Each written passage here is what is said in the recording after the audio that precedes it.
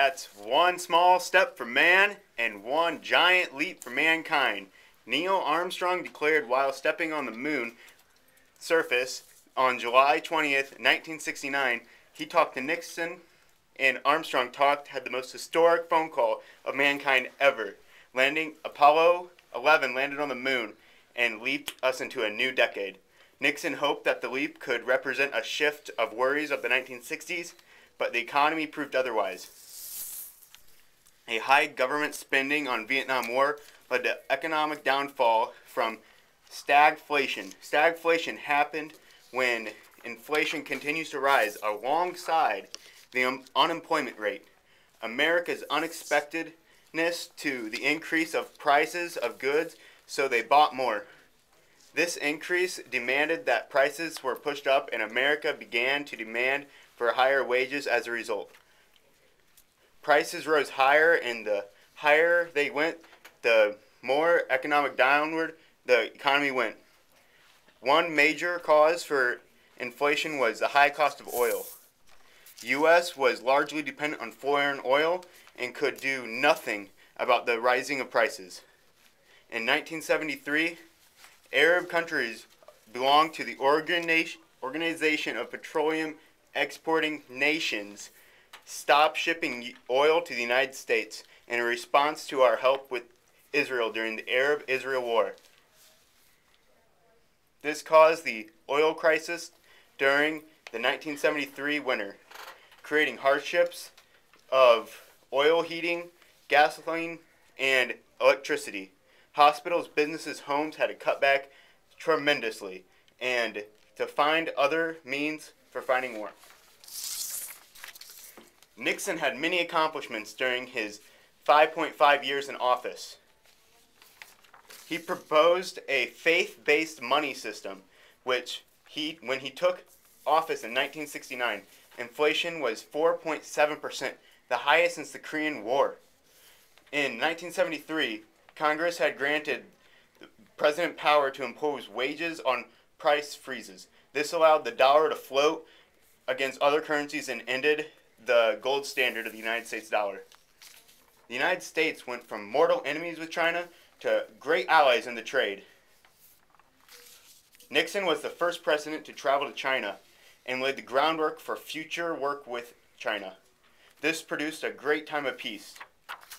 After this, Nixon had much downward spiral with his popularity. He fell so far. Nixon in the Watergate scandal, he downplayed it, and the scandal seemed like mere politics. But then, from the news and him misleading them, it drew more and more attention to him the more and more he downplayed it. From this, he committed more and more crimes and attempted to sabotage the Democratic Party and the senior aides, such as the White House counsel. Nixon stated that he was going to resign for the good of the country and the nation. He asked support for the new president, General Ford. President General Ford, our 38th president, on December 6th, in 1973, General Ford was sworn in as Nixon's VP after the former VP, Spiro Agnew, resigned from office due to criminal charges. When General Ford was sworn into presidency after Nixon resigned, he was the first president to be sworn in without being even elected. On September 8th, 1974, President Ford issued Proclamation 4,311, giving Nixon pardon for many crimes he committed during his presidency. Jimmy Carter was elected into office in 1976 as our 39th president. President Carter's administration was marked as had many issues. One major issue was the Iran hostage crisis. This was when a group of Islamist students took over the American embassy in Tehran in support for the Iranian Revolution. 66 Americans were held hostage for 444 days from November 4th, 1979 to January 20th, 1981. After failing negotiations, the U.S. Army tried to launch a rescue mission named Operation Eagle Claw. The mission failed, and 8 American deaths and 1 Iranian death and 2 lost aircrafts were in there. Another incident happened was the 3 Mile Island nuclear incident. After the valve got stuck up and large amounts of nuclear reactor coolant escaped. Due to the inadequate training, the operators thought the problem was too much for the coolant water in reactor. In another issue, the Iranian Revolution caused strikes and resulted in exports getting suspended. When they finally began, they were at a smaller volume and less frequent than before, causing a panic and prices to rise. The radical culture of the 60s started to be more of the 70s, more accepted as we headed into the 70s. The early 70s were part of an anti-war movement and seemed to be influencing the actions and music style that they came in during this time. Many young Americans were against the war, but protesting on college and university campuses.